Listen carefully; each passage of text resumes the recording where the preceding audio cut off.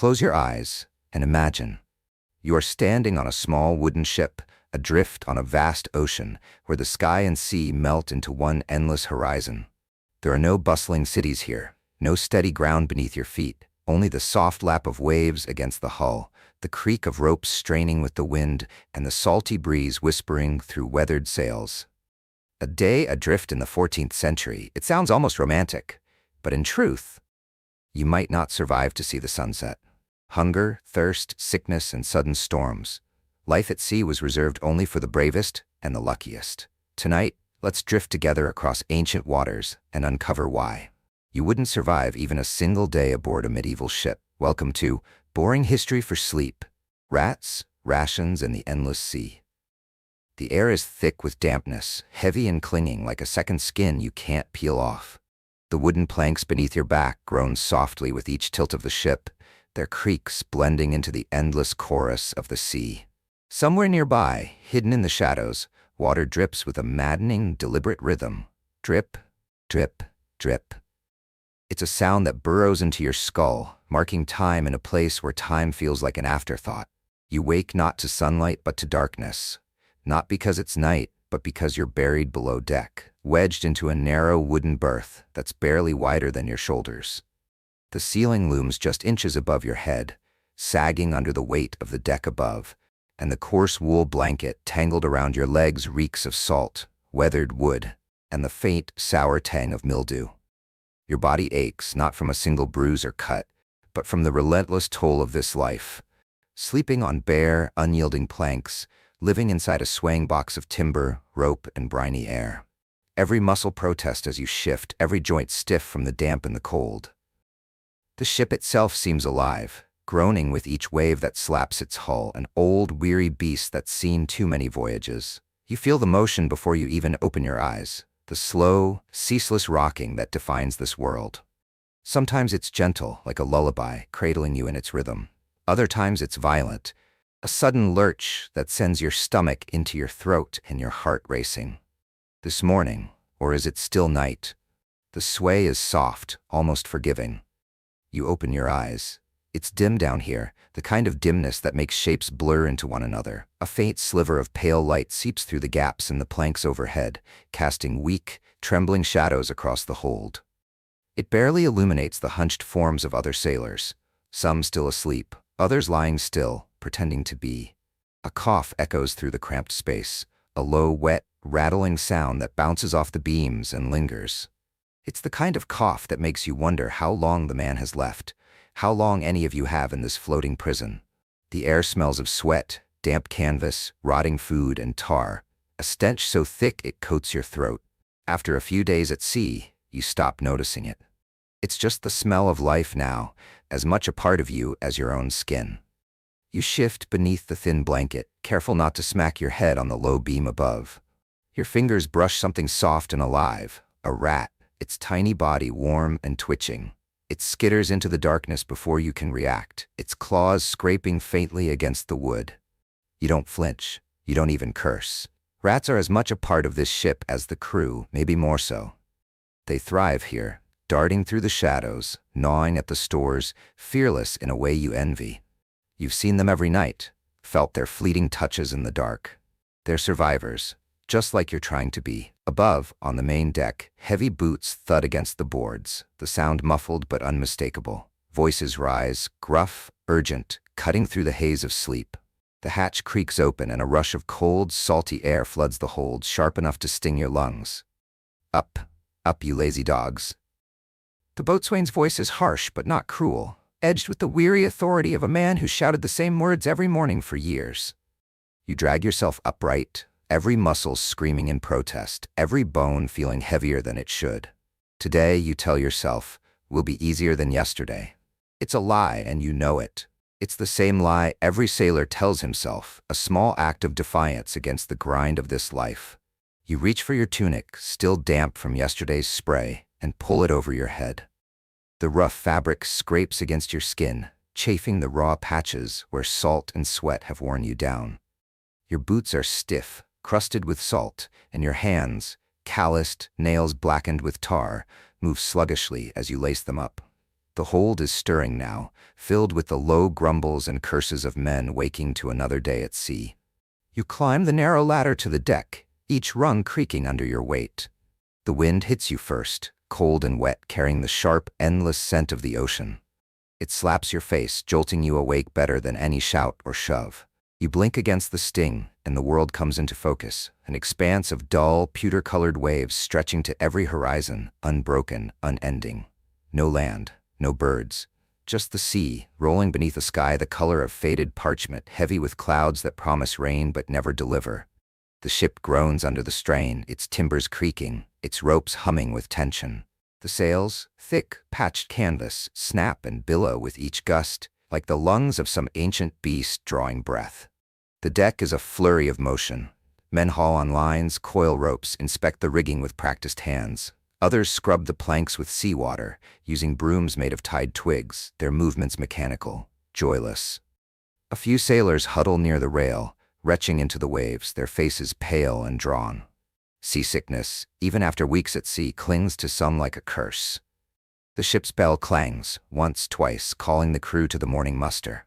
You shuffle forward with the others, forming a ragged line near the mainmast.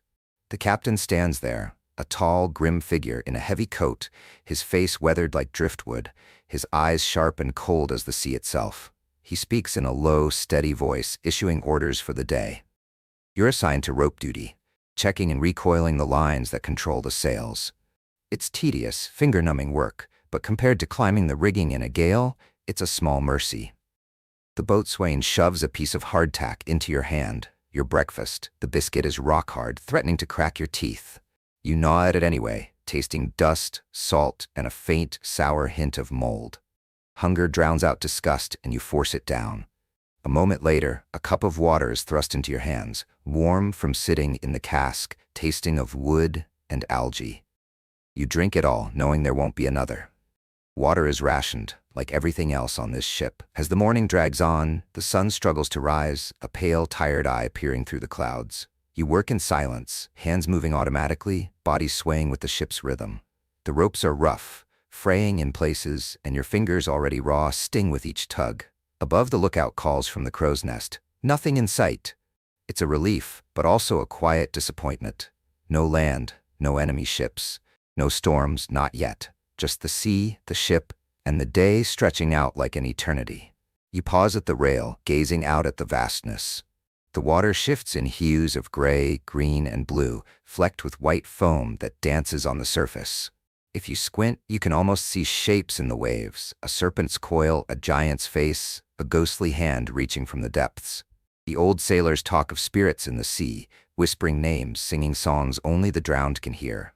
You listen, but all you hear is the wind, sharp and restless, carrying the scent of salt and something older, something timeless. By midday, the deck is slick with spray, your fingers stiff and bleeding in places. Your stomach gnaws at itself, a hollow ache that won't be filled today. Provisions are low, and the captain has ordered stricter rationing. You tighten a line, wipe your hands on your salt-stiffened pants, and move to the next task. The sun, barely visible through the clouds, climbs higher, and the ship's shadows shift with the swell.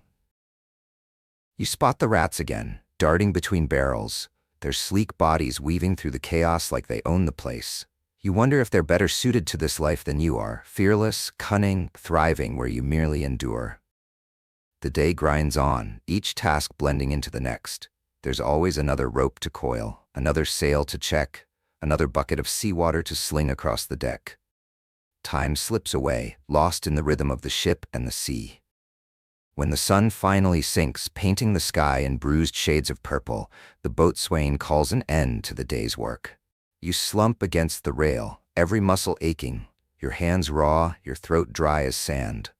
Supper is no better than breakfast. Another chunk of hardtack, a strip of salted meat so tough it could pass for leather. You chew slowly, staring at the fading light. The stars emerge, silver pinpricks in the darkening sky, their constellations the only constant in this ever-shifting world. You finish eating, wipe your mouth with the back of your hand, and shuffle below deck. The hold is dark, warm with the breath of too many men packed into too little space. You find your berth, crawl inside, and pull the scratchy blanket over you. The ship creaks around you, a lullaby of wood and rope. A rat scurries somewhere nearby. Someone snores, a low, uneven sound. You close your eyes, and the last thing you hear is the sea itself. Its slow, steady breathing. Endless, patient, ancient, waiting for another dawn. Chapter 2. Rats, Rations, and Rotten Meals. Morning breaks, but not with the gentle warmth of a fresh-baked loaf or the comforting aroma of coffee wafting from a cozy kitchen. No. Here, morning arrives with the stale, briny stench of salt and sweat, the dull thud of waves against the ship's weathered hull, and the gnawing ache of a stomach that never knows true satisfaction. The world above deck might be stirring to life, but down here, in the dim hold, it feels like the night lingers, reluctant to let go. You stir from a restless sleep, blinking into the gray half-light that seeps through the cracks in the deck above. The ship sways beneath you, its timbers groaning like an old man easing out of bed, each creak a reminder of the vessel's age and exhaustion. The blanket draped over your shoulders is damp, cold, and heavy with the scent of mildew. You sit up slowly, wincing as your muscles protest, stiff from yesterday's endless labors. The air is thick, clinging to your skin, and the low ceiling of the hold feels closer than ever, pressing down like a weight on your chest. Above, the muffled thud of boots echoes across the deck, a steady rhythm that signals the start of another day. A hatch creaks open, spilling a shaft of pale, watery light into the cramped hold, along with a gust of damp, salty air that stings your lungs. "Rations," comes the boatswain's barked command, sharp and impatient, cutting through the murmurs of waking men. There's no ceremony to it, no warm breakfast table, no clatter of plates, no soft smiles shared over steaming bowls. Instead, there's only a slow, weary shuffle as the crew drags themselves toward the barrels lashed near the mainmast. You join the line, your boots scuffing against the rough planks, your body moving more from habit than desire. The smell hits you before you even reach the barrels, a sour, acrid tang that speaks of decay and neglect. The barrels are ancient, their wood swollen and splintered from years of salt spray and neglect. Inside, the ship's meager stores have long since surrendered to the damp. Mold spreads in fuzzy, greenish patches across sacks of grain, its musty odor mingling with the sharper stench of rotting meat. Tiny insects, black, relentless, burrow into the last scraps of flour, their faint rustling audible if you listen closely. The salted pork, what little remains, smells more of rot than sustenance, its surface slick and uninviting. No one speaks. No one complains. Complaints are as useless as prayers out here. You take what's given, and you move on. This morning, your ration is a chunk of hardtack, dry, hard as stone, speckled with tiny black weevils you no longer bother to pick out, and a sliver of salt pork so tough it seems to defy your teeth. You cradle the meager portion in your calloused hands and find a spot near the rail, where the wood is slick with spray and cold against your back. You study the hardtack, turning it over in your fingers. Once it might have been fresh, baked firm and clean in some distant port. Now it's a crumbling relic, its edges soft with mildew, its surface dusted with something that smells faintly of dust and decay. You tap it against the railing, and it makes a dull, hollow sound, like a knock on a coffin lid. A faint, humorless smile tugs at your lips. You lift the biscuit to your mouth, close your eyes, and gnaw. The taste is nothing, a void where flavor should be, and yet it's repulsive in its blandness. The hardtack sucks the moisture from your mouth, turning to a gritty paste that clings to your teeth.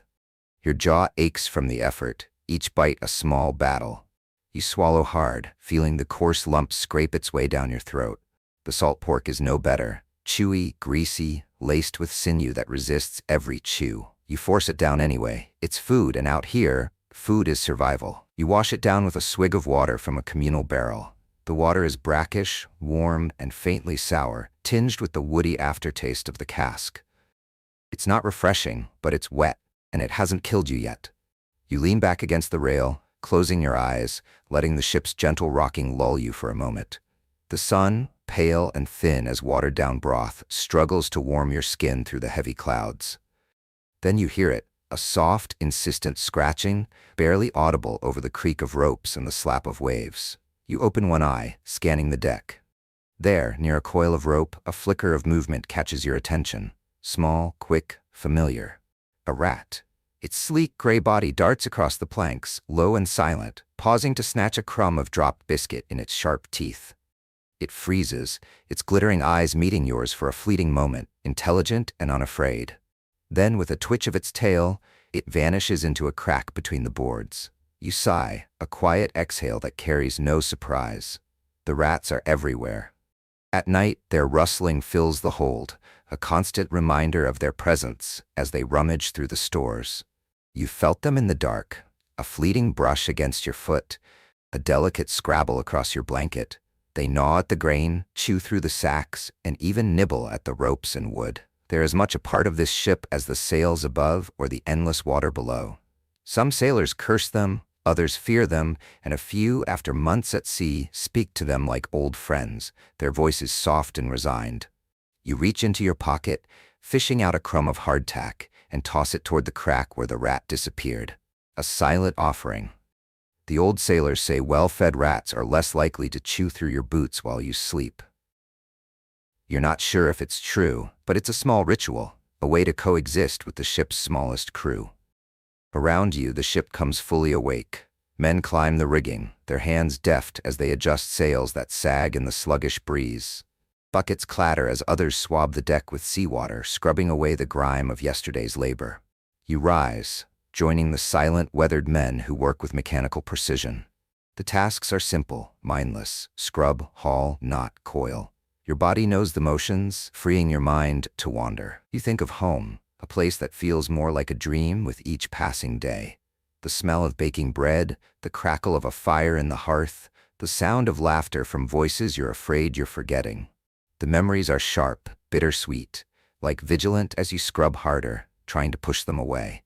By midday, the sun climbs higher, a pale, featureless disk smeared across a sky heavy with clouds. Your stomach growls, but there's no second meal today. You chew another piece of hardtack, sipping sparingly from the water barrel. Some sailors, desperate for variety, have taken to trapping rats. A few have crafted snares from scraps of rope and netting, their faces grim as they work. Rat meat, tough and gamey, is better than starvation. You watch as old Tom, a grizzled sailor with a beard like tangled rope, lifts a wriggling rat from his trap. The others offer weak cheers. Tonight, Tom will have a feast of sorts. You wonder if your own hunger will one day drive you to the same desperate gratitude. The afternoon stretches on, slow and heavy. The ship rolls with the swell, its ropes creaking, its sails fluttering in the faint breeze. Time loses meaning out here, unmoored from clocks or calendars, measured only by the sun's sluggish crawl. You work, rest, work again, the rats ever present, their movements a quiet counterpoint to your labor. You begin to wonder if they, not the crew, are the true masters of this ship, and you're merely a guest in their domain. As evening falls, the boatswain gathers the men. Tonight there's a rare treat, a barrel of ale, hoarded for weeks, now opened. It's sour, thick with sediment, but it's a change, and the sailors accept it eagerly. You sip from a tin cup, the ale's vinegary bite, strangely comforting. You sit with the others, watching the sun sink into the sea, the horizon ablaze with gold and orange, a fleeting beauty in a world of gray. For a moment the ship seems to float not on water, but on light. A gull cries overhead, the first bird in days, circling twice before vanishing into the dusk. Below deck the rats grow bolder, their squeaks and scratches filling the dark. You curl into your berth, the scratchy blanket tucked around you, the ship's motion rocking you gently. You listen to the chaotic symphony of rodent life, the snores and murmurs of sleeping men blending into the night. Your stomach aches, your hands sting, your back throbs, yet sleep comes, soft and inevitable. The ship creaks, the sea whispers, the rats scuttle, and the vast, uncaring ocean cradles you in its ancient embrace, waiting for another dawn, another day of hunger, salt, rats, and survival. Chapter 3. Rats. The true masters of the ship. Night on the ship is never truly silent, even when the last weary voices fade, when the final bucket is stowed and every sailor has crawled into his narrow berth. The ship itself keeps speaking. Its timbers flex and sigh under the ceaseless pressure of the sea, each groan a reminder of its age and fragility. Ropes hum faintly, stretching and slackening with the wind's restless pull. The ocean laps against the hull, a soft, endless murmur that lulls and unsettles in equal measure. And beneath it all, threading through every other sound, is the patter of tiny feet. The rats. They emerge when the crew retreats, when the dim glow of lanterns fades and the ship's human inhabitants surrender to sleep. In the darkness, the true rulers of the vessel claim their domain, slipping from cracks and shadows with a boldness that no longer surprises you. You hear them before you see them, a faint scrabbling, like dry leaves skittering across stone, the soft thud of a rat leaping from one beam to another, the delicate, high-pitched squeaks that weave through the hold, a chorus of life that never stills. You lie in your berth, the scratchy blanket pulled tight to your chin, listening. Somewhere nearby, a rat darts across the floor, its claws whispering against the planks. Other chews steadily at a loose board, the sound rhythmic, almost meditative. Farther off, a faint splash echoes, one less fortunate rat, perhaps, tumbling into the foul bilge water that sloshes in the ship's lowest depths. You don't stir. The rats aren't after you. Not yet. You remember your first encounter with one, early in the voyage, when the sea still held the promise of adventure. You were naive then, expecting crisp air, orderly decks, and the romance of tales told in portside taverns. Instead, you found chaos, ropes frayed and knotted in haste, barrels leaking precious grain, sails patched and stained with salt. And rats, brazen and unbothered, weaving through the stores with the confidence of creatures who know they belong. You stood frozen, watching a fat gray rat, its fur matted and patchy, drag a moldy crust of bread across the deck with quiet determination. No one chased it, no one even blinked. The rats were as much a part of the ship as the masts or the wind. Now, weeks into this endless journey, you barely notice them. In the hold's dim light, they dart between shadows, their sleek bodies catching the faint glow like liquid night. They've built empires in the ship's hidden corners, nests woven from stolen rags and rope fibers, burrows carved into the soft rot of old barrels. Their kingdom is vast, their numbers uncountable. No one says it aloud, but the truth hangs heavy in the air. The rats outnumber the crew. 10 to 1, maybe more. They raid the food stores, gnawing holes in sacks and splintering barrels. They chew through leather boots, fray ropes, and leave teeth marks in the softest timbers. Their presence lingers in the trails of tiny droppings, the oily smears on crates, the sharp musk that clings to the air. Yet there's nothing to be done. Traps, crude snares of wire and splintered wood, catch only a few. The ship's cats, brought aboard to hunt them, vanished within days, lost to the rolling decks or, some whisper, to the knives of starving men. Poison is unthinkable. It would kill the crew faster than the rats. No, on this ship, the rats are untouchable. You've learned their rhythms. In the still hours before dawn, they swarm the galley, scavenging crumbs and grease. At midday, they retreat, curling into nests behind barrels or beneath beams, their eyes glinting in the dark. At dusk, they're everywhere, their movements a quiet tide across the deck. One evening, as you sit chewing a piece of hardtack, a sleek black rat approaches, its whip-thin tail trailing behind. It pauses a few feet away, rising on its haunches, its eyes sharp and calculating. You break off a crumb and toss it toward it. The rat lunges, snatches the prize, and vanishes into the gloom. A silent truce, for now. Some sailors have given them names, weaving stories to tame the untamable. Old Tom, the grizzled veteran who caught the first rat you saw, speaks of King Henry, a massive beast with a torn ear and a limp, said to rule the lower hold. Others talk of Queen Bess, a white-furred phantom who appears only in storms, her pale coat flashing in the lightning. Superstition runs deep here. Some swear the rats can sense death gathering near a doomed man's berth, their squeaks a whispered prophecy. Others believe they're lucky, that feeding them ensures safe passage while harming them invites the sea's wrath. You don't know what to believe. You only know the rats are always there, watching, waiting. One night a new horror surfaces. A barrel of water, thought secure, is found breached. Inside, floating bloated and grotesque, is a rat's corpse. The water is tainted, its surface slick with decay. The crew erupts in argument, voices sharp with fear and desperation. Some demand the barrel be dumped overboard, unwilling to risk sickness. Others, parched and desperate, argue to strain and boil it, to salvage every drop. In the end, caution wins. The barrel is heaved over the side, its contents swallowed by the hungry sea. Another loss, another reminder of the rats' dominion. As the voyage drags on, their boldness grows. They steal food from sleeping hands, their paws light as whispers. They gnaw through seams, leaving tunics in tatters. At night, they clamber over sleeping bodies, seeking warmth or crumbs. You wake once, heart pounding, to the brush of tiny feet across your chest. You flail, slapping at the dark, but the rat is gone, melted into the shadows. You lie awake after, the scurrying louder in your ears, the weight of unseen eyes pressing against you. Yet there's a strange comfort in their presence. The rats are constant, predictable in a world of chaos. They don't judge, don't curse, don't lash out in despair. They live as you do, day by day, scrap by scrap, in this floating prison of hunger and salt. In their relentless survival, you see a mirror of your own. You understand now why some sailors whisper to them in the lonely watches, confessing fears and regrets to the darkness. The rats listen. They always listen. One evening, you sit near the bow, the sea stretching endless before you. The sky is a bruised purple, the waves black and restless, tipped with foam that glows faintly in the fading light. A rat perches nearby, cleaning its whiskers with delicate, precise movements. It pauses, its bright eyes meeting yours, curious and unafraid. For a moment you feel a quiet kinship.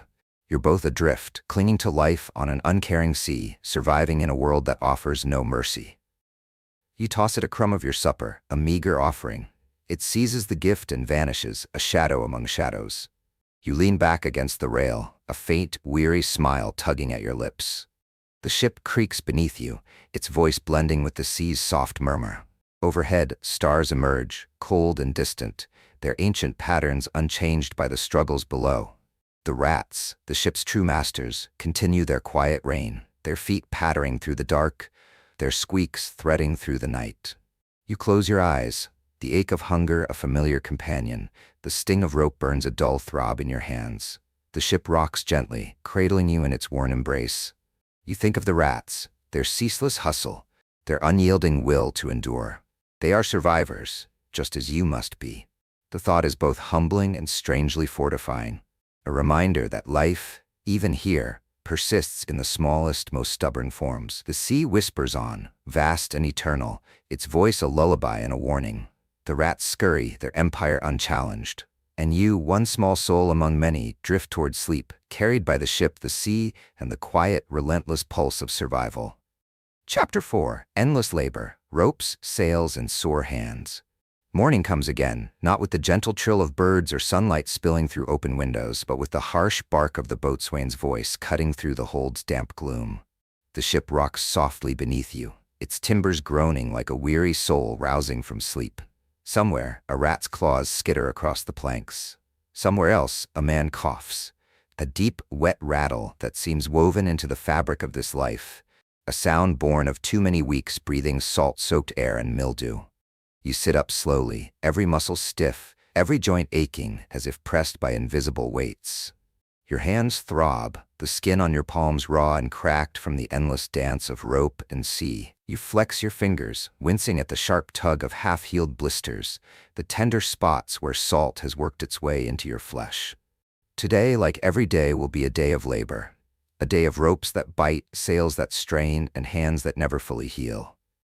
The thought settles over you, heavy but familiar, as you drag yourself from the narrow berth and shuffle toward the deck. You climb the ladder, blinking into the pale, watery light of dawn. The ship stretches out before you, a weathered skeleton of wood, rope, and canvas, creaking with each swell of the sea. The masts loom like the bones of some ancient beast, stark against a sky heavy with clouds. The sails, patched and stained with salt, hang limp in the faint breeze, their edges frayed from countless battles with the wind. Ropes, miles of them, snake across the deck, up the masts, around the spars, binding the ship together in a delicate web of tension. They are the lifeblood of this vessel, the veins that keep it moving. Without them, the ship is nothing. Without them, you're all dead. Your task today is the rigging, checking the lines for wear, for rot, for the subtle weaknesses that could unravel everything in a sudden storm. You start at the bow, moving methodically aft, your hands tracing the ropes with care. They're rough beneath your fingers, slick with salt, stiff from endless use. You feel for the telltale softness of decay, the faint give of a frayed strand hidden beneath a knot. Sometimes you find one, a patch where the fibers have thinned, a section chewed by rats or worn by wind. You mark it with a scrap of cloth, a silent promise to cut and replace it later. For now, you press on, always on, the work a steady rhythm that numbs both body and mind. The monotony is relentless. Bend, stretch, pull, knot. The motions blur together, your hands moving by instinct while your thoughts drift. You think of home, though the word feels fragile now, like a memory worn thin by handling. A place of solid ground, where water is clean and bread is soft, where rats are timid creatures that scatter at the sound of footsteps. Here, you're the one who scatters, fleeing storms, hunger, and the quiet despair that gnaws at you like a rat at a crust of bread. You push the thoughts away, focusing on the rope, the knot, the next step in the endless cycle. As the sun climbs, pale and weak behind a veil of haze, the wind shifts. A sharp cry rises from the quarterdeck, wordless but urgent, and the deck erupts into motion. Hands to the lines, trim the sails. You abandon your inspection, sprinting to your station, the ship's rhythm pulling you like a tide. The sails must be adjusted to catch the new wind, a delicate dance between man and nature. You haul on the lines, muscles burning, the ropes biting into your raw palms, reopening old blisters and carving new ones. Sweat stings your eyes, salt mingling with the damp air. The ship tilts as the sails fill, the deck lurching beneath you, and you brace yourself, feet wide, knees bent, the motion as natural as breathing. The wind roars through the rigging, a wild living thing. The sails snap and boom, their sound like distant thunder. You haul, tie off, haul again, your body a machine driven by necessity. The ship demands it. The sea demands it. And you, small and aching, give it because there's no other choice. The work is endless, a cycle of strain and release that leaves no room for rest. By midday, the sun hangs high, a faint white disk barely cutting through the haze. The deck is slick with sweat and seawater, the air heavy with salt. Your arms tremble, your hands raw and throbbing, but there's no pause. Hunger gnaws at your stomach, a hollow ache that will go unanswered for hours. You coil ropes, tight, precise circles, each one a small act of survival. A sloppy coil could tangle in a storm, costing a sailor's life. You scrub the deck, sand and seawater grinding into the wood in your skin, the motion mechanical, joyless. You check the blocks and tackles, the pulleys and winches, searching for cracks or rust, the tiny betrayals that could tear the ship apart when the sea turns cruel. The tasks blur into one another, the world shrinking to rope, wood, salt, and sweat. In fleeting moments, you glimpse the others, the boatswain, his voice like tearing canvas as he barks orders, the helmsman, hands steady on the salt-scarred wheel, the cook, stirring a pot of gray, unidentifiable sludge over a smoky fire, the deck boy, his face pale and pinched, too young for this life, but too weathered to escape it. They're like you, worn thin, patched with scars and silence, surviving one knot, one breath at a time. Afternoon fades into evening, the sun sinking into a sky streaked with sickly yellow and green. The wind shifts again, and another call rises. Hands to the lines. You move without thought, your body a reflex honed by weeks of labor. The sail must be reefed, shortened, to brace for the rising wind. You climb the rigging, hands and feet sure despite the slick ropes and swaying masts. Up here, the world changes. The ship shrinks below, a fragile speck on an endless sea. The wind howls, tugging at your clothes, chilling your skin. You wrap a leg around a spar, an arm around a line, and work fast, tying reefing points, small, tight knots that must hold against a storm's fury. Below, the crew hauls on the lines, their shouts swallowed by the gale. You finish, check your work twice, and descend, your hands shaking, your breath ragged.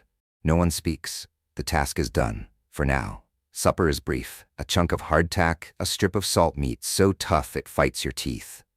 You chew mechanically, your jaw aching, the taste of dust and salt settling in your mouth. The sky darkens, stars pricking through the haze, cold and distant. Yet the work continues. By lantern light you patch sails, the needle clumsy in your swollen fingers, each stitch a small victory. You splice frayed ropes, your vision blurring with fatigue. You check the cargo lashings in the hold, tightening knots loosened by the day's motion. Only when the boatswain grunts his approval do you stagger below deck, your body a map of aches. Your berth is narrow, the wood hard and unyielding. The blanket reeks of mildew, but you don't care. You crawl inside, pulling the damp wool over you. Your hands pulse with pain, your shoulders heavy as stone, your legs twitching with the memory of strain. You close your eyes, the ship's rocking a lullaby and a curse. The wood creaks, rats scurry, and the sea hums its ancient song, a song of toil, of survival, of a labor that will never end. Not tonight, not tomorrow, perhaps not ever.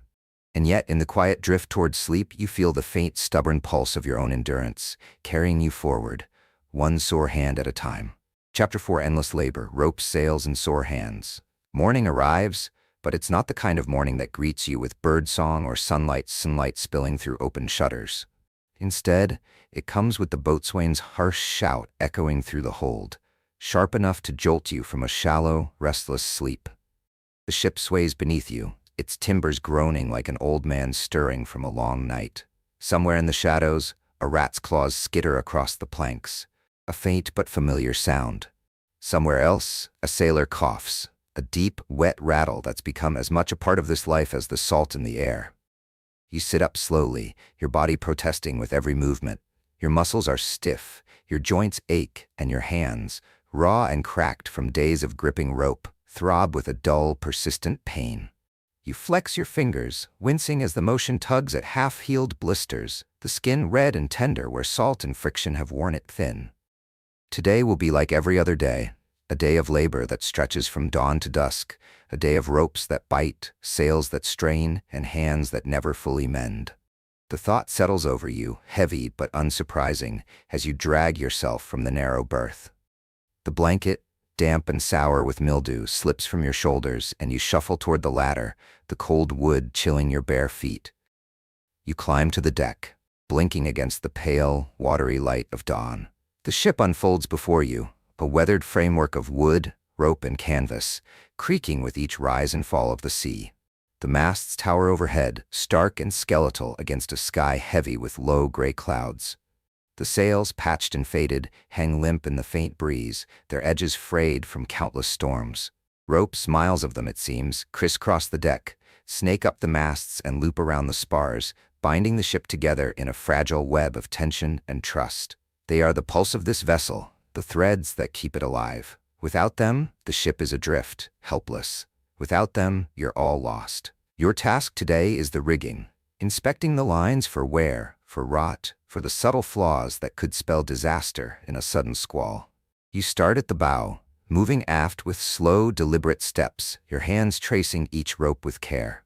The fibers are coarse, slick with salt, and stiff from endless use. You run your fingers along them, feeling for the faint softness of decay, the telltale gives of a frayed strand hidden beneath a knot. Sometimes you find one, a section where the rope has thinned, its fibers chewed by rats or eroded by wind and spray. You tie a scrap of cloth around it, marking it for repair, and move on. Always moving on, the work a quiet, unending rhythm that numbs both body and mind. The monotony is relentless. Bend, stretch, pull, knot, the motions repeat over and over until your hands move without thought. Your mind drifts, carried away on currents of memory. You think of home, though the word feels distant now, like a story told by someone else. A place where the ground doesn't shift beneath your feet, where water is sweet and bread is warm, where rats are fleeting shadows, not bold companions. Here, you're the one who flees, fleeing storms that churn the sea to chaos, hunger that claws at your gut, and the creeping despair that nibbles at your resolve, like a rat at a crust of bread. You shake the thoughts away, focusing on the rope in your hands, the knot beneath your fingers, the next step in the cycle that defines this life. As the sun rises, a weak, pale disk struggling through the haze, the wind shifts. A sharp cry cuts through the air from the quarterdeck, urgent and commanding. Hands to the lines, trim the sails. The deck erupts into motion, sailors scrambling to their stations. You drop your inspection and run, the ship's rhythm pulling you like a tide. The sails must be adjusted to catch the new wind, a delicate balance between man and nature. You haul on the lines, your muscles burning, the ropes biting into your raw palms, reopening old blisters and carving new ones. Sweat stings your eyes, mingling with the salt-heavy air. The ship tilts as the sails fill, the deck lurching beneath you, and you brace yourself. Feet wide, knees bent, the motion as instinctive as breathing. The wind roars through the rigging, a wild, untamed force. The sails snap and boom, their sound like distant cannon fire. You haul, tie off, haul again, your body a machine driven by necessity. The ship demands it. The sea demands it, and you, small and weary, give it because there's no other choice. The work is endless, a cycle of strain and release that leaves no room for pause. By midday the sun hangs high, its light faint and diffuse behind the clouds. The deck is slick with sweat and seawater, the air thick with the scent of salt and tar. Your arms tremble with fatigue, your hands raw and pulsing with pain, but there's no rest. Hunger gnaws at your stomach, a hollow ache that will go unanswered until supper. You coil ropes, tight, precise circles, each one a small act of survival.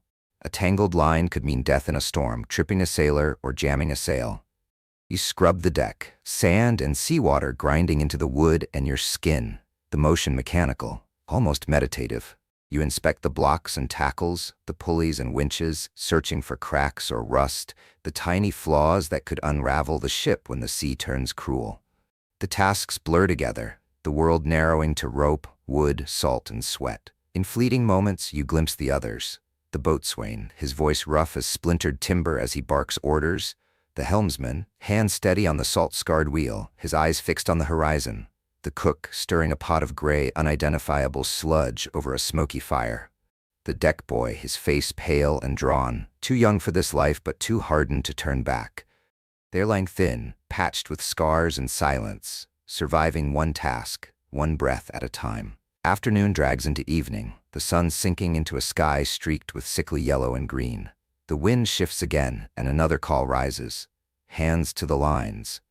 You move without thinking, your body a reflex shaped by weeks of labor. The sail must be reefed, shortened to brace for the rising wind. You climb the rigging, hands and feet sure despite the slick ropes and swaying masts. Up here, the world shifts. The ship shrinks below, a fragile speck on an endless sea. The wind howls, tugging at your clothes, chilling your skin.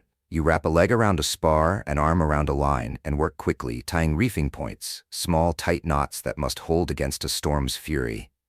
Below, the crew hauls on the lines, their shouts lost in the gale. You finish, check your work twice, and descend, your hands shaking, your breath shallow. No one speaks. The task is done, for now. Supper is brief, a chunk of hardtack, a strip of salt meat so tough it fights your teeth. You chew slowly, your jaw aching, the taste of dust and salt settling in your mouth. The sky darkens, stars emerging like faint, cold sparks in the haze. Yet the work persists. By lantern light, you patch sails, the needle clumsy in your swollen fingers, each stitch a small defiance against the sea's wear. You splice frayed ropes, your vision blurring with exhaustion.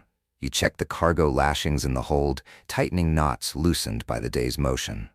Only when the boatswain grunts his approval do you stagger below deck, your body a map of aches. Your berth is narrow, the wood unyielding. The blanket reeks of mildew, but you don't care. You crawl inside, pulling the damp wool over you. Your hands pulse with pain, your shoulders heavy, your legs twitching with the memory of strain. You close your eyes, the ship's rocking both a lullaby and a warning. The wood creaks, rats scurry, and the sea hums its ancient song. A song of toil, of survival, of a labor that will never end. Not tonight, not tomorrow, perhaps not ever.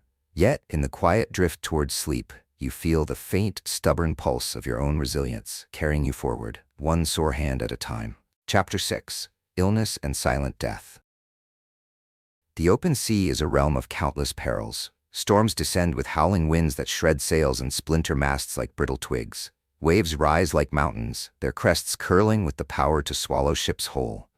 Pirates, in sleek, predatory vessels, haunt distant horizons, their intentions as sharp as their blades. But often, the deadliest enemy is invisible, a silent, creeping force that slips into your bones, your blood, your breath without fanfare or warning. It's not the thunder of a gale or the glint of a cutlass, but a quiet menace that claims lives with a patience as vast and relentless as the ocean itself. It starts, as it always does, with a cough. A dry, persistent tickle that reverberates through the hold's damp darkness, so faint at first it barely registers. Coughs are commonplace at sea. The air, heavy with salt and mildew, scrapes the throat raw. The constant chill, seeping through thin blankets and worn clothes, tightens the chest, steals the breath. No one pays it mind, not the sailors, not the boatswain, not even the man coughing. But soon, the sound changes. It deepens, rattling in the chest like gravel, thick and wet, each hack a struggle that leaves the body trembling. Then comes the fever, a searing heat that flares unpredictably only to vanish, leaving the skin pale, clammy, and slick with sweat. And then, the weakness, an exhaustion that clings like damp cloth, untouched by rest, hollowing the body from within.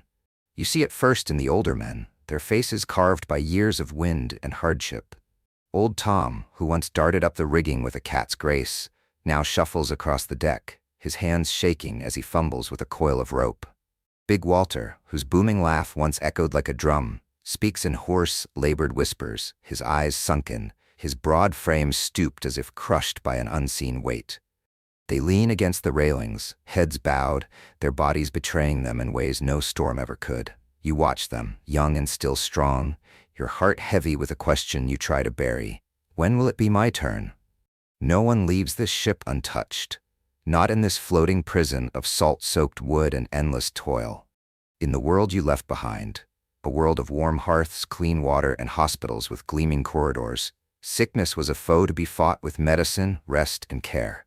A cough meant a doctor's visit. A fever brought soft blankets and soothing tonics. Here there's no doctor, no apothecary, no shelves lined with remedies. Only the rough, patchwork knowledge of sailors.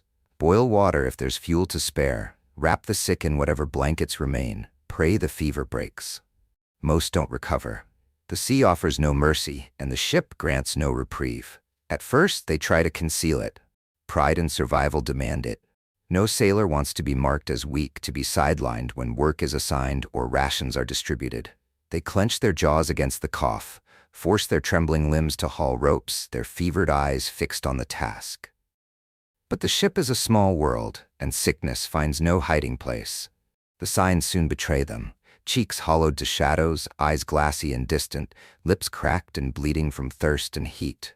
The sick is left in their berths, curled beneath thin, damp blankets, their murmurs fading into the hold's sour air. No one has time to tend them. The ship demands labor, the sea demands vigilance, and the living must obey. When death arrives, it's quiet, almost gentle. There are no cries, no grand farewells, no final words to mark the end. Only a slowing of breath, a stillness deeper than any sleep. A hand slips from a blanket, forgotten. A pair of eyes half open gazes blankly at the beams above. And then, silence. A silence the ship swallows without hesitation, without sorrow. The creak of wood, the slap of waves, the hum of wind in the rigging, all continue, unbroken by the loss. Mourning is a luxury the sea doesn't allow. The body is wrapped in sailcloth, stitched shut with rough, hurried stitches that snag on calloused fingers. Sometimes a few coins, the dead man's final wages, are tucked into the folds, a meager offering for whatever lies beyond. Often there's nothing, not even that. The body is laid on a plank, carried to the rail. A few words are muttered, worn prayers that carry no conviction. With a tilt of the plank, the body slides into the sea, the water closing over it without a ripple, without a trace. No coffin, no gravestone, only the ocean's vast, indifferent embrace. Gone, erased. In the world you once knew, death was softened by ritual. Flowers arranged in quiet rooms, music to soothe the grieving, the gentle touch of loved ones. Here there's only the cold sting of salt spray, the endless sea stretching to every horizon, unyielding and uncaring. The ship sails on as if the loss were nothing, because in truth, it is. There's always another rope to coil, another sail to patch, another leak to seal. The living has no time to linger on the dead. Survival demands every breath, every ounce of strength. You tell yourself you'll remember them, old Tom's hearty laugh, Big Walter's sea shanties, the way they'd sit at the bow in the evenings, weaving tales of ports you'll never see. But the days blur, the sea's rhythm grinding memories to dust as surely as it erodes stone. Soon, you struggle to recall their faces. Were old Tom's eyes blue or gray? Did Big Walter have a scar above his brow? The details fade, leaving only the work, the endless, grinding work, and the soft, ceaseless murmur of water against the hull. Sickness doesn't spare the young or the strong. There's no justice in it. One day, you're hauling lines, trading weary jokes with the men beside you. The next, you're shivering in a corner, coughing until your ribs ache, the world spinning in a haze of fever. You see it in the deck boy, barely more than a child, his hands raw from scrubbing planks. One morning, he doesn't rise. The boatswain curses drags him from his berth, but the boy's legs buckle, his body alternating between burning heat and chilling cold. By evening he's gone, wrapped in canvas, slid overboard without a word. You never knew his name. No one did. He was just the boy, another shadow lost to the sea. Sickness isn't the only silent killer. Scurvy lurks, a slow decay born of a diet barren of fresh fruit or greens. Teeth loosen, gums bleed, old wounds reopen and fester. The men grow listless, their skin bruising at the slightest touch. You hear whispered tales of sailors whose bodies swelled and broke, unable to stand or even sit. On this ship, the signs are creeping in: a man whose legs ache too much to climb the rigging, another whose teeth fall out as he chews hardtack. There's nothing to be done. No lemons, no oranges, only salt pork, hardtack, and the faint, mocking hope of the sea's mercy. Sometimes in the quiet hours you wonder what death would feel like. Would it be a gentle drift, like sinking into a warm, endless tide? Or a desperate struggle, a clawing against the dark? The thought lingers, heavy and cold, before you push it away. Wondering is futile. There's only the work, the ship, the sea, and the fragile promise of another dawn, if you're spared. That night you lie in your berth, the damp blanket pulled tight against the chill. The ship rocks gently, its creaks mingling with the hum of wind and the patter of rats in the shadows. You close your eyes, letting the darkness wrap around you. Your body aches, your lungs burn with each salty breath, but you're still here. Still breathing, still alive. For now, that's enough. The sea hums its ancient, unyielding song, cradling you in its vast, uncaring arms, waiting for the next dawn, the next cough, the next silent departure. Chapter 7. The Loneliness of Endless Horizons. Far out at sea, there's a silence that belongs to no other place. It's not the tranquil hush of a forest where birdsong weaves through the rustle of leaves, nor the soft quiet of a sleeping town, punctuated by the distant bark of a dog or the creak of an old house settling into the night. This silence is vast, profound, stretching across the endless expanse from horizon to horizon, saturating the air, the sky, the water itself. It's the silence of a world pared down to its essence: you, the ship, and the sea.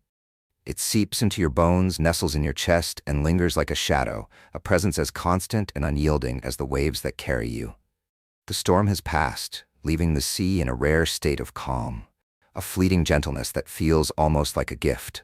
The sky is a boundless dome of pale blue, unmarred by clouds, curving overhead like a glass bowl turned upside down. The sea mirrors its serenity, its surface no longer roiling with fury, but rolling in long, languid swells that lift the ship with a rhythm as soothing as a mother's heartbeat. The work persists, as it always does. Ropes to knot, sails to mend, decks to scrub until your hands are raw. But for the first time in weeks, there's a moment of respite. The chance to stand at the rail, to gaze across the endless water, and to let the silence wash over you. In that silence, loneliness blooms, quiet but heavy, like a mist settling over the deck. This loneliness is not the fleeting ache of an empty room, or the sharp sting of missing a loved one's laughter. It's deeper, older, a solitude that burrows into your soul and takes root. It's the weight of your own insignificance, a truth that presses hardest when you stare at the horizon and realize you could sail for months and see no other soul, no other ship, no sliver of land, no trace of human hands. Only water, sky, and the fragile wooden frame of your ship, creaking between them, a speck in an infinite void. The sea doesn't know your name, doesn't care for your dreams or fears, yet it surrounds you, defines you, holds you in its vast, indifferent embrace. You lean against the railing, your hands resting on the salt-roughened wood, worn smooth by countless hands before yours. Your eyes trace the endless blue where water meets water, sky blends into sky, with no boundary, no end. It's beautiful in its enormity, terrifying in its indifference, and lonely beyond the reach of words. The sea is both a mirror and a barrier, reflecting your smallness while separating you from the world you once knew. A world that feels more like a dream with each passing day. In that world, loneliness was softer, more fleeting. You could walk through a crowded market, sit in a bustling tavern, hear the hum of voices, the clink of glasses, the laughter of strangers. Even if you felt alone, you were never truly isolated. Life pulsed around you, vibrant and chaotic, a reminder of connection just beyond your reach. Here, pressed shoulder to shoulder with your shipmates, in the cramped, sour-smelling hold, you've never felt more alone. Each man is a solitary island, adrift in his own sea of memories, fears, and unspoken regrets. Words are few, laughter a rare spark that fades quickly, smiles even rarer. You share nods, grunts, the rhythm of labor, hauling ropes, scrubbing planks. But the deeper self, the part that hopes and dreams, remains locked away. It's the only way to survive the sea's relentless gaze. At night, when the sky is clear and the stars burn with a clarity that stings, you find a quiet corner of the deck, your back against a barrel, and look up. The stars are sharper here, more vivid than you ever saw on land, piercing the darkness like shards of ice scattered across a velvet cloth. The constellations you traced as a child, Orion's belt, Cassiopeia's throne, the Great Bear's arc, are here, etched in the sky, unchanged by time or distance. There's solace in their constancy, a quiet reassurance that these same stars watched over your younger self, running through fields under summer skies, unaware of the sea's weight. They'll shine long after you're gone, after the ship is reduced to driftwood, after the names of these seas are forgotten. It's humbling, daunting, and oddly calming, a reminder of your fleeting place in the universe's vast design. The sea becomes a companion, in its own cold, indifferent way. You learn to read its moods, the way the water darkens to a stormy green before a gale, the way the swells stretch when the wind shifts. You hear its voices, the soft slap against the hull, the hiss of foam along the rails, the low, resonant groan of waves meeting far-off shores. It speaks in a language older than words, and though it cares nothing for you, though it would swallow you without hesitation, you're grateful for its presence. Better the sea's indifference than the sharp, hollow ache of true silence, a void with nothing to fill it. In the quiet hours you dream of land, not a specific place, not the village of your youth or the city's sailors spin tales about, but land itself. The firmness of earth beneath your feet, unyielding and still, free from the ship's ceaseless sway. The scent of soil, of pine, of blooming flowers carried on a warm breeze. You dream of color, green meadows, golden wheat, red petals swaying in the sun. Here the world is a monotone of blue, gray, and brown, salt-crusted wood, faded canvas, weathered skin. You dream of warmth, not the harsh glare of the sun on the open deck, but the soft glow of a fire, the embrace of a home. You dream of voices, kind, familiar, calling your name, caring if you answer. You wake with the taste of it lingering, and for a moment it hurts more than the blisters on your hands, more than the ache in your back. It's the pain of what's lost, what may never be reclaimed, yet life endures. The ship sails on, cutting through the endless blue. The work never pauses, patching sails, splicing ropes, scrubbing decks until your fingers bleed. The rhythm of it, the cycle of labor and fleeting rest, becomes a kind of anchor, grounding you in its predictability. It's simple, stripped to its core. No complex choices, no crowds to navigate, no ambitions to chase. Only the wind, the sea, and the task at hand. In its simplicity, you find a fragile peace, a quiet acceptance of this life, chosen or not. In the world you left, life was a clamor, ringing bells, flashing lights, voices clamoring for attention. It was easy to drown in the flood of obligations, expectations, distractions. Here, there's none of that. No letters arrive, no news pierces the monotony, no diversions pull you from the present. There's only you. Your thoughts, your memories, your fears, laid bare by the sea's relentless emptiness. It's not always gentle. At times it feels like being peeled raw, your soul exposed to the salt and wind. But sometimes it feels like freedom, a chance to face yourself without pretense, to find strength in your own quiet endurance. One evening, after a grueling day of repairs, you stand alone at the bow, staring into the distance.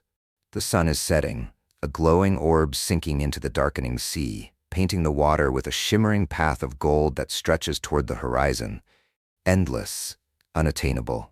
You rest your hands on the rail, the wood cool and rough beneath your palms, the ship's steady pulse thrumming through your feet.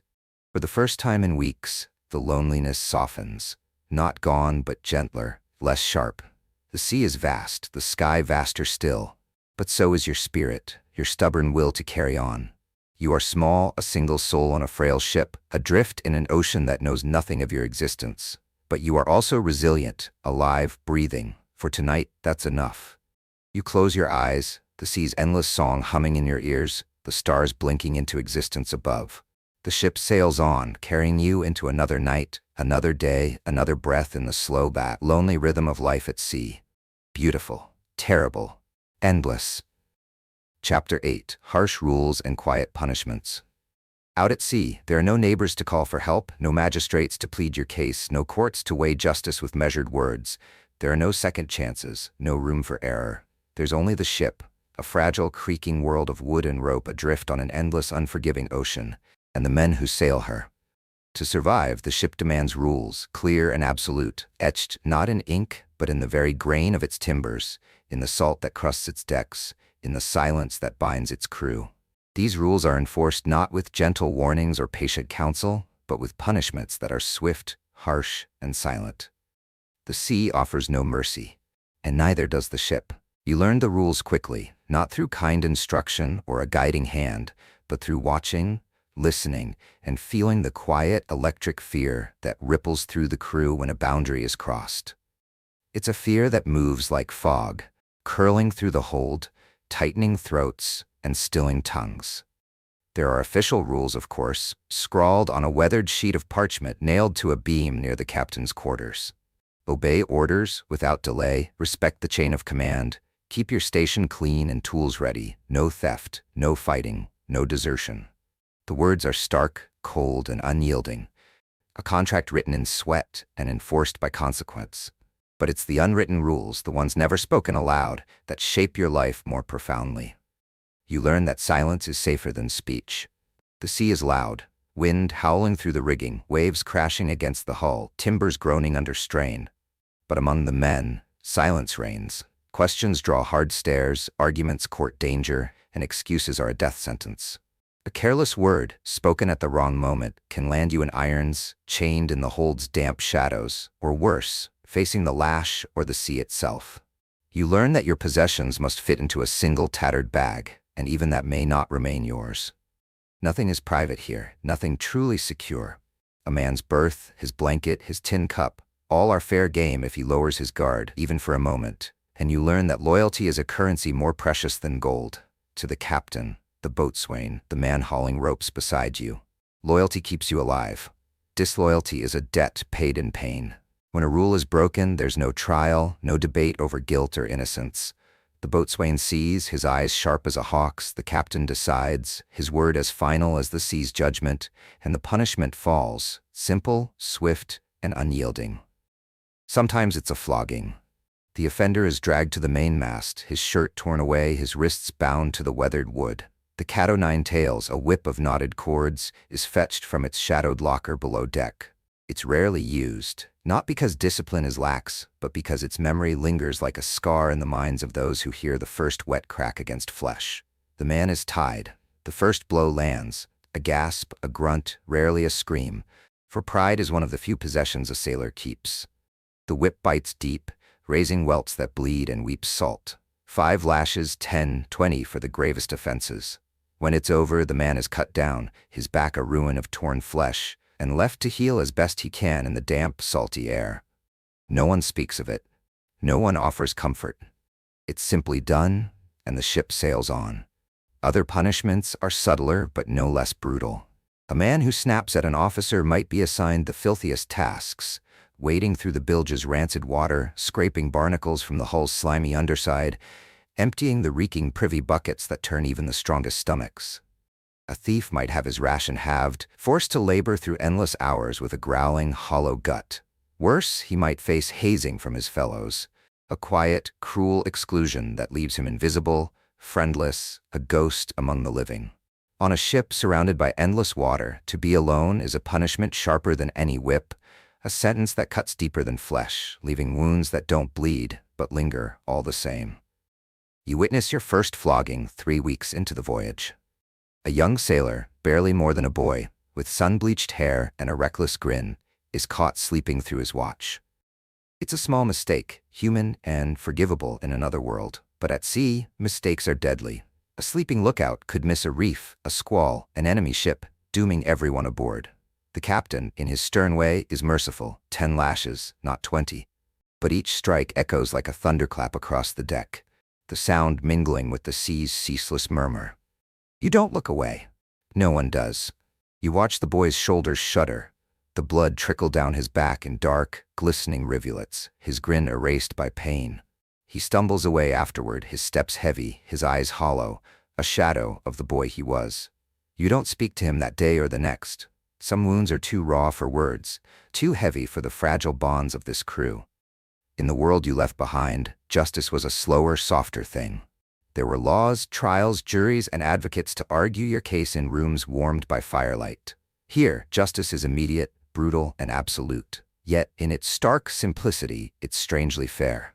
Everyone knows the rules, knows the cost of breaking them. There are no surprises, no hidden traps, only the cold certainty of consequence. In a world where a storm could end you, where a slipped knot could drag you to the depths, that certainty is a peculiar comfort, a framework that holds the chaos at bay, giving shape to the relentless grind of survival. Not all punishments are public.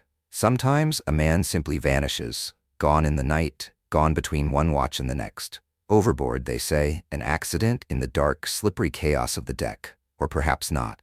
No one asks, no one probes too deeply. The sea keeps its secrets, and so does the ship, its silence as impenetrable as the depths below. The officers aren't cruel for cruelty's sake. They don't punish out of spite or boredom. They punish because they must. A ship is a fragile thing, a wooden shell riding an unforgiving abyss. Discipline is the thread that binds it together, the force that keeps chaos at bay. Without it, the ship would unravel faster than any storm could tear it apart, and every soul aboard would be lost. You learn to follow orders without hesitation, to move swiftly, silently, efficiently. You keep your head down, your hands busy, your mouth shut. You learn to survive, to blend into the rhythm of the ship's demands. Over time, you begin to see a strange beauty in it, the brutal clarity of cause and effect, the clean lines of expectation and consequence. In a world where land is a fading memory and tomorrow is never promised, there's a quiet peace in knowing exactly where you stand, exactly what's required, exactly what's at stake. No one offers fairness or kindness, only the sea, the ship, and the rules that tether them together in a delicate, unyielding balance. One evening, as the sun sinks into the sea, casting a crimson glow across the deck, you stand by the rail beside old Tomas, one of the oldest sailors aboard. His face is a weathered map of scars and lines, his hands gnarled like driftwood from decades of labor. He chews a scrap of salt pork, his eyes fixed on the horizon where sea and sky blur into one. After a long, comfortable silence, he speaks, his voice low and gravelly. "Men think freedom's about doing whatever you want," he says, spitting into the waves, watching the fleck vanish. "But real freedom, real survival, is knowing what's expected, knowing your place, knowing you got a job to do and doing it." He glances at you, his eyes sharp despite the years. "Out here, the rules don't chain you, they keep you alive." You nod, and deep within, you understand.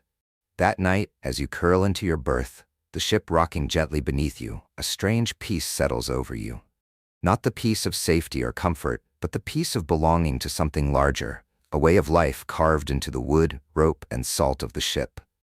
You close your eyes. The sea whispers against the hull, the rigging hums in the breeze, the rats scurry in the shadows. Above, the stars turn slowly, patient and indifferent. The rules are harsh, the punishment's quiet, but you're still here, still breathing, still part of the ship. For now, that's enough. Chapter 9. Dreams and Fragile Hopes. At sea, dreams are a quiet rebellion, delicate yet defiant sparks that flicker in the crevices of a life scoured by salt and toil. You work until your muscles burn, sweat until your skin stings, ache until every step feels like a defiance of your body's limits. But in the stolen moments, between the coiling of a rope and the trimming of a sail, in the brief pause before the boatswain's shout, your mind breaks free. It slips past the ship's creaking timbers, beyond the sea's endless expanse, over the monotonous blur of sky and water. It wanders through memories of familiar streets, lingers in the imagined warmth of hearths and homes, rests in places where the wave's ceaseless murmur cannot follow. Dreams out here are as fragile as a spider's web, yet fierce as a storm's heart. Often, they're the only thing that keeps you moving forward, one weary step at a time. You see it in the faces of the men around you, their skin weathered by wind and their eyes shadowed by exhaustion. Even the gruffest sailor, his voice rough as gravel and his hands scarred from years of labor, carries a dream tucked away like a hidden flame, shielded from the sea's relentless chill. Old Tomas, whose fingers are more knot than flesh, speaks once of a small farm far from the coast, a patch of green earth, a low stone wall, a cow grazing in the dusk, chickens clucking softly as they scratch the dust. "I'll never see it," he says, his voice soft, tinged with a wistfulness that carries no bitterness, his gaze lost in the horizon, as if he could conjure it from the waves. But thinking on it helps. You nod, understanding, because you, too, cradle your own dreams, fragile but persistent, in the quiet recesses of your heart. Some nights, when the day's labor is done, and the deck falls silent under a star-strewn sky, you sit near the bow, the cool, salt-worn wood of the rail beneath your palms. The ship rocks gently, its creaks blending with the sea's soft murmur, and you let your mind drift. You picture a village, small and warm, nestled in the embrace of a winding river. A house rises in your imagination, built of stone and timber, its chimney trailing a thin curl of smoke, its garden alive with the scent of lavender, rosemary, and bright poppies swaying in the breeze. You hear laughter, not the coarse, fleeting chuckles of sailors' jests, but the easy, bubbling laughter of family, of friends gathered around a worn oak table, their voices weaving a warmth that the sea cannot touch. You imagine waking to the scent of fresh earth, warm bread, and the promise of a day unburdened by the ship's endless sway. A life where the horizon is not a cruel, unattainable line, but a soft curve of hills, close and comforting. It feels impossibly distant, a world apart from the salt and strain of now, but it's vivid enough to warm you, to ease the chill that clings to your bones like damp wool. Dreams pass among the crew like rare, illicit treasures, traded in hushed conversations while patching sails or mending nets under the flickering glow of a lantern. One man dreams of opening a tavern by the sea, a haven with a roaring fire, hearty stew, and ale that doesn't taste of vinegar, where sailors can rest without fear. Another speaks of a bookshop, its shelves heavy with the scent of ink and parchment, a quiet sanctuary far from the reek of tar and sweat. A third longs for nothing grander than a soft bed, a warm meal, and a night unbroken by the slap of waves or the boatswain's call. These are simple dreams, modest by the standards of merchants or kings, but out here, they're treasures beyond measure, guarded fiercely against the sea's vast, uncaring expanse. Hope, too, clings tenaciously aboard the ship, hiding in the smallest, most unexpected places. It's in the smooth stone a sailor pockets, found tangled in a coil of rope, kept as a talisman against the sea's whims. It's in the tiny driftwood figure another carves, polishing it smooth with calloused fingers, a private act of creation amidst the ship's decay. It's in the off-key tune hummed while scrubbing the deck, a melody from a home left far behind, carrying memories of brighter days. These small acts are acts of hope, quiet defiances against the sea's relentless grind. They whisper, "I remember, I still dream, I am still alive." Letters are another lifeline, precious scraps of paper folded and refolded until the creases threaten to tear. Old, ink-blotted notes from mothers, wives, sweethearts, their words smudged by time and salt, often illegible now. Few can read them anymore, but the act of holding them is enough, a tangible link to a world beyond the ship's confines. Some nights you see men sitting alone by lantern light, turning these letters over in their rough hands, their faces softened by memory. They rarely speak of what the letters say, but you see it in their eyes, a flicker of something bright, something human, untouched by the sea's harsh embrace. These letters are promises, fragile shields against the loneliness that presses in from every side. In the world you left behind, hope was abundant, wrapped in the promise of new beginnings, a better job, a new home, a fresh city to explore. It was fed by the bustle of markets, the glow of lanterns, the endless possibilities of a connected world. Choice piled upon choice, each one a spark to keep hope burning. But out here, hope is stripped to its rawest essence, pure and unadorned. It's not a hope for wealth or glory, but for simpler things. Another sunrise, a calm day, a letter waiting in a distant port. This hope is stronger because it must be, forged in the crucible of hardship, tempered by the sea's indifference. Sometimes, hope takes the form of stories, shared in the dim glow of a battered lantern. Men gather, their voices low, telling tales, half-truths, half-fantasies, of what they'll do when the voyage ends. "I'll buy a horse," one says, his voice thick with sleep. "A fine one, with a black man and a proud step." "I'll marry the baker's daughter," another grins, his eyes alight with the thought. "She's waiting for me." "I'll build a house," a third murmurs, eyes closed. "A big one, with windows to catch the morning light." You know, most of these dreams will never come true. The sea has its own plans, its own relentless rhythm, but the telling is enough. For a moment, the ship becomes more than a battered hull. It's a vessel for dreams, floating precariously between the stars and the sea. On rare days, when the sun shines gently and the sea rolls like the breath of a sleeping giant, laughter finds its way aboard. Someone tells a clumsy joke, coarse but funny enough to crack weathered faces into smiles. Another pulls out a battered fiddle, coaxing a thin, sweet tune into the air, its notes trembling against the wind. Someone juggles 3 bruised apples, and for a moment the ship feels lighter, the weight of the sea less crushing. Dreams grow bolder on days like these, hope swelling in the chest like a bittersweet ache. You let yourself believe, just for a moment, that land is closer than it seems, that a future beyond the waves is possible, that you'll step onto solid ground and find or build what you've lost. But hope is a fragile thing, as easily shattered as a rotten mast in a squall. A storm can scatter dreams like ash. A single word, sickness, leak, mutiny, can crush the delicate structures men build in their hearts. You learn to hope carefully, not with loud declarations or grand plans, but with quiet, gentle breaths, like the soft lap of waves against the hull. This hope is resilient, built to endure the long days, the grinding work, the losses that pile up like driftwood. Tonight, as you settle into your berth, the ship rocking softly beneath you, you let your mind drift. You see the village again, the garden blooming, the hearth glowing, the laughter ringing. You smell warm bread, feel the weight of a wool blanket, hear the murmur of friendly voices. It's not real, not yet, perhaps not ever. But it's enough. Enough to warm your bones against the chill, to ease the ache of exhaustion, to carry you through another night, another dawn, another day adrift. You close your eyes, the ship creaks, rats scurry in the shadows, and the stars turn slowly overhead. Somewhere deep inside, a small, stubborn flame burns on, dreams and hopes, fragile, fierce, alive. Chapter 10, Landfall, or Lost Forever.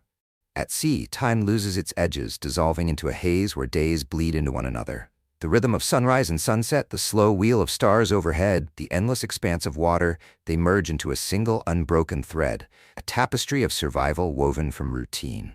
You work until your hands are raw, eat meager rations of hardtack and salt pork, sleep in a berth that smells of mildew and despair. You wake to the ship's creaking timbers, the slap of waves against the hull, the low murmur of exhausted voices. Life narrows to one heartbeat, one breath, one small task at a time. Coil the rope, scrub the deck, mend the sail. Somewhere along the way, you stop expecting land. It becomes a dream too fragile to chase, a whisper buried deep in your mind, drowned out by the sea's relentless song. It's easier to focus on the ropes in your hands, the deck beneath your boots, the salt stinging your eyes. Easier to live in the ship, the work, the moment. Then one morning, something changes. You're coiling rope near the mainmast, the familiar weight of hemp rough against your palms, when a cry pierces the air. It's not the desperate scream of a man overboard or the panicked shout of a storm on the horizon. It's different, bright, sharp, alive with a hope you'd almost forgotten. Land!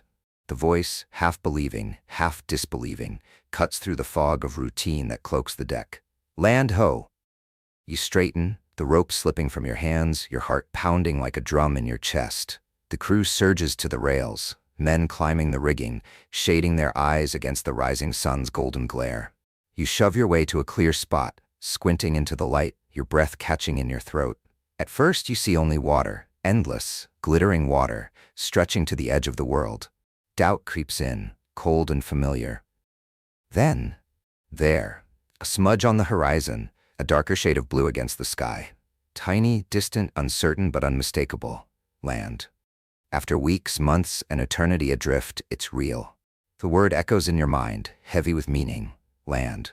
The crew erupts in a murmur, a chaotic blend of relief, joy, and fear. After so long afloat, the thought of solid ground is almost too much to bear. What if it's a mirage, a cruel trick of light? What if it's an island too barren to sustain life? What if the currents sweep you past, leaving it just out of reach?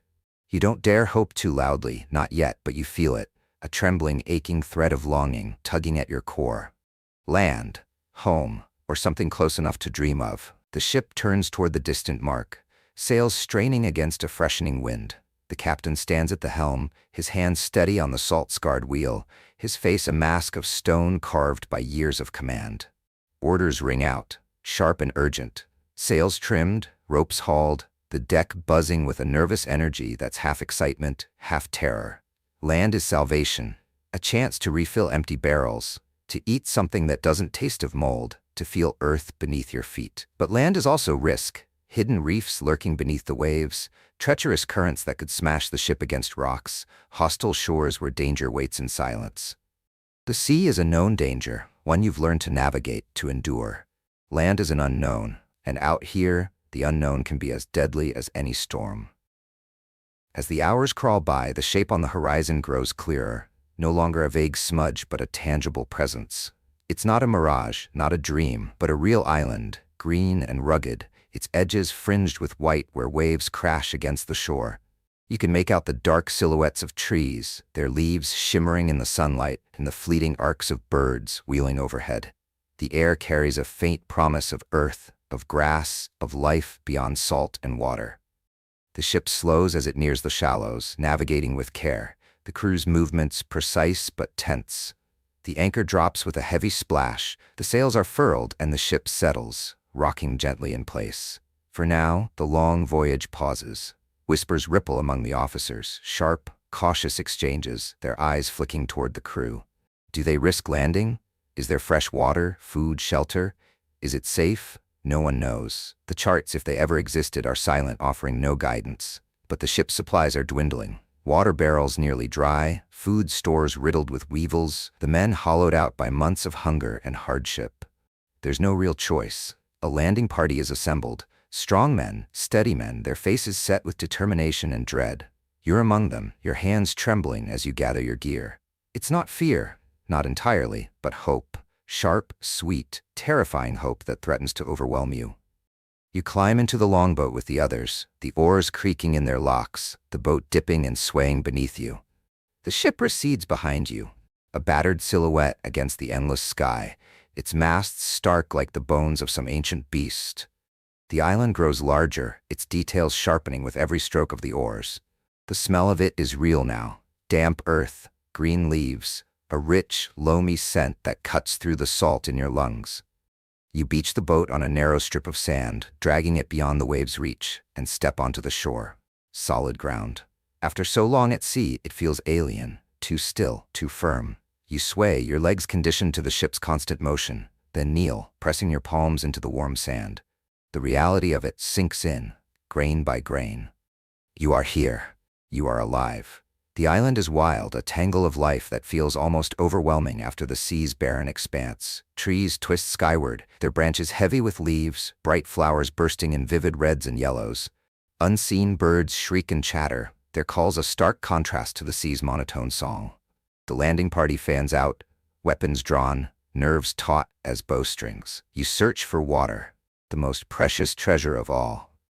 The hours drag, the sun climbing high, its heat filtering through the canopy, sweat beating on your skin. Mosquitoes whine in your ears, the ground treacherous with roots and vines. But finally you find it, a spring, bubbling clear and cold from a cluster of rocks. You drink deeply, the water sweet and sharp, washing away the salt, the bitterness, the weight of months adrift. It feels like a baptism, a rebirth, a moment of grace in a world that offers so little. There's food too. Strange fruits plucked cautiously from low branches, handfuls of tart berries, fish speared in the shallows with wary precision. It's enough to survive, enough to kindle hope. Night falls swiftly near the equator, the stars blazing overhead unfamiliar and bright. The crew builds a fire, the first real fire in months, its golden glow warm and hypnotic. You sit around it with the others, silent, watching the flames dance, their crackle a counterpoint to the sea's distant sigh. Someone begins to hum, a low, wordless melody, ancient and worn. Others join, their voices weaving a fragile thread through the night. It's not a song of triumph or conquest, but of survival, of gratitude, of mourning for those lost to the sea's depths. Lying on the soft ground, staring up at the wheeling stars, you feel a stillness unlike any you've known. Not the numbness of exhaustion or the hollow silence of loneliness, but a stillness brimming with life, with possibility. You don't know what tomorrow holds. The island may hide dangers, predators, disease, storms brewing beyond the horizon. The ship, battered and weary, may need repairs beyond your means. The sea may call you back, its pull as inevitable as the tide. But for tonight, you are here, alive, on solid ground. A memory stirs, the village you dreamed of, with its blooming garden, glowing hearth, and ringing laughter. Maybe it's still waiting, or maybe you'll build it yourself, plank by plank, stone by stone. Maybe this island is the start of it, or maybe it's just a place to rest before the next journey. You don't know, can't know, but hope, small, stubborn, fierce, flutters in your chest like a bird finding its wings. You close your eyes, the fire's warmth lingering, the sea sighing against the shore, the earth cradling you. In the vast, breathing dark you dream, not of what was lost or suffered, but of what might yet be found. Landfall or lost forever? Perhaps both, perhaps neither. For now, it's enough to have reached this moment, this breath, this heartbeat, to have survived, to have dreamed, to have hoped, and to still be here beneath the endless sky, listening to the timeless lullaby of earth and sea, alive at last.